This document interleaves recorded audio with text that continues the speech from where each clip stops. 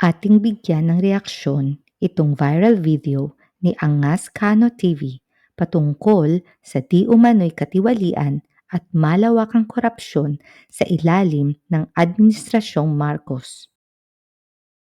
Ang nakakalungkot na trahedya ang gumimbal ngayon sa bansang Pilipinas, sa kalunos-lunos na sinapit ngayon ng presidente dahil kinumpirma na rin ng pangalawang Pangulong Inday Sara Duterte na nahaharap ngayon sa tuluyang pagkalubog ang bansang Pilipinas dahil sa maling pamamahala ng Administrasyong Marcos at idinagdag pa nitong si Inday Sara na wala ng kakayanan pang magpatakbo ng bansa itong si Marcos dahil sa ito ay di umano'y nababalitang nasa impluensya ng ipinagbabawal.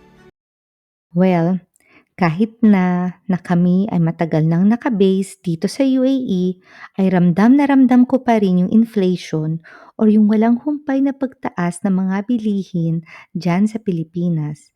Dahil gaya ng karamihan sa atin na nasa abroad, ay madalas pa rin po tayong nagpapadala dyan sa Pilipinas.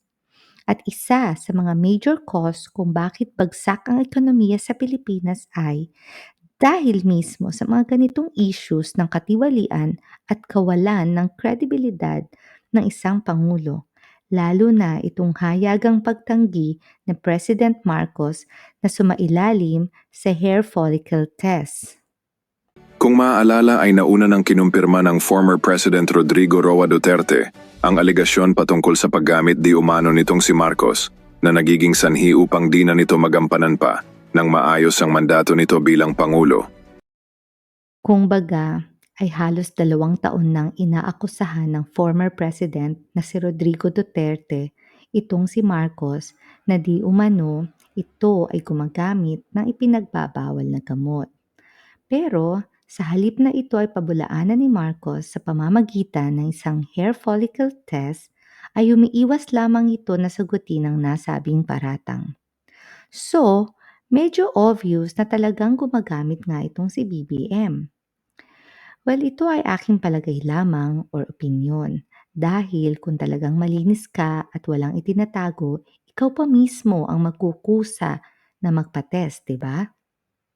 Atin ang naunang natalakay na kung bigla ang mawala sa wisyo itong si Marcos ay itong si Inday Sara na ang hahalili bilang Pangulo ng Pilipinas. Alam ng mga nakapaligid at kaanak nitong si Bongbong na mataas ang tsansa na hindi nito matapos ang termino bilang Pangulo ng bansa at hindi rin nito hahayaan na humalili ang pangalawang Pangulo.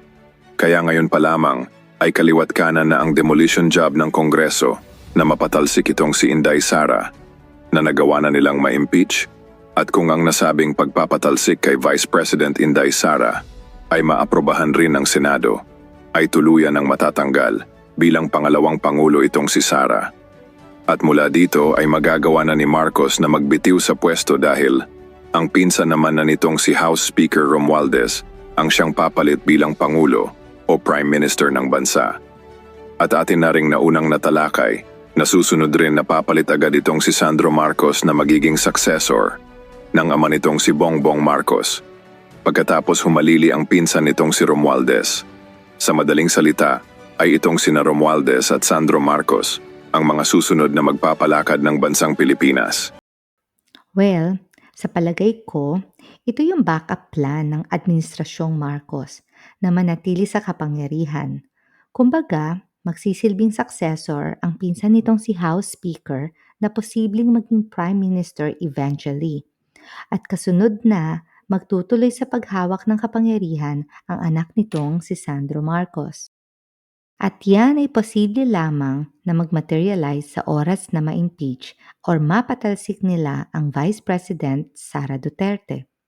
Dahil once na ma-impeach nga naman itong si Inday Sara sa Senado, ay hindi na po ito maaaring tumakbo na kahit anumang posisyon sa gobyerno. So shout out muli dito kay Angas Kano TV. Huwag mo ko i-copyright ha. Thank you!